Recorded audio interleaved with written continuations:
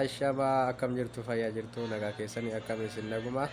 obboleewwan koo akkam jirtanii warri maatii kiyya taatan like share naa godhaa warri maatii kiyya hin ta'in subscribe naa godhaan isiniin jedhaa na gargaaraan isiniin jedhaa amma dhuma qophii kootiitti naa wajjin turaa na hordofaa waan isin agarsiisu jira naa wajjin deemaan isiniin jedha obboleewwan.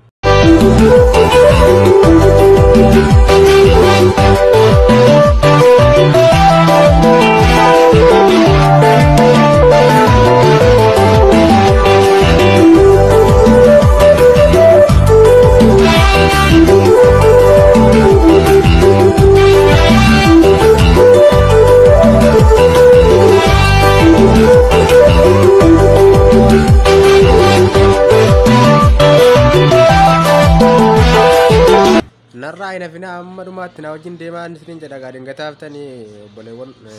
kanaafuu qophiin biraa siiraa bakka deemaa isin agarsiisa biyyi kun biyya namaati waan ta'eef seeraan qabuun hin mijoomne gaamma na wajjin deemame.